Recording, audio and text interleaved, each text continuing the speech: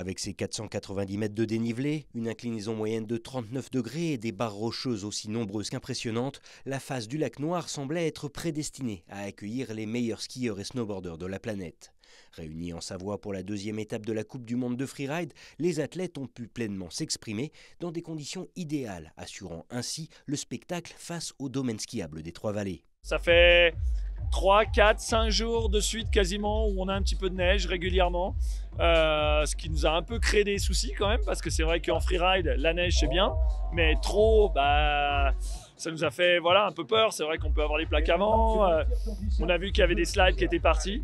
Mais non, super. Alors technique, la face, oui, et en même temps technique parce qu'il y avait beaucoup de sauts, elle était très large, il y a énormément de lignes, ce qui est d'un même côté vachement bien parce que ça veut dire que les riders, ils ont beaucoup de choix et tout le monde ne s'engouffre pas sur la même ligne derrière où les traces peuvent être, elles peuvent endommager la piste. D'ailleurs, c'est bien ce choix de ligne qui aura été l'un des éléments clés pour assurer la meilleure prestation possible.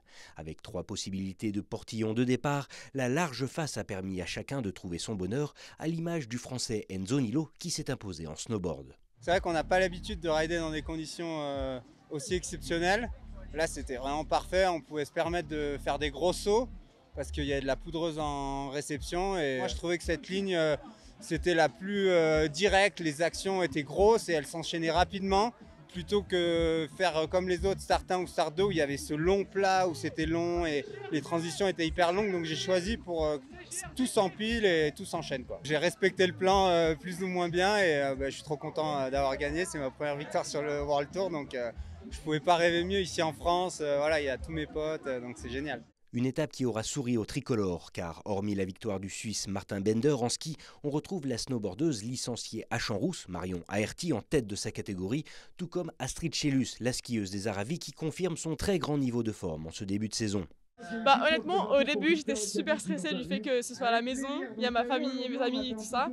Et c'était dur ce matin, puis au final, mon frère qui m'a toujours accompagné et qui m'a toujours inspirée, je l'ai appelé. Il est venu avec mon meilleur ami et puis on s'est mis dans une bulle ensemble, on est monté en haut. Ils sont montés avec moi jusqu'au start et ça m'a permis de redescendre et de me rendre compte que c'était ce que j'aimais et du ski avant tout, du ski avant une compète. Donc ça m'a aidé.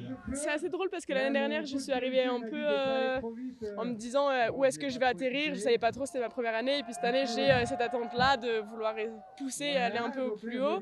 Alors je me suis beaucoup préparée et je le vis super bien, c'est génial. C'est donc un bilan plus que positif qui aura été signé par les Français à domicile, cumulant 3 titres sur les 4 mis en jeu cette semaine à Val Thorens. Un signe de bon augure avant la suite des étapes de Coupe du Monde, dont la prochaine est d'ores et déjà prévue dans la station de Kicking Horse au Canada du 7 au 13 février prochain.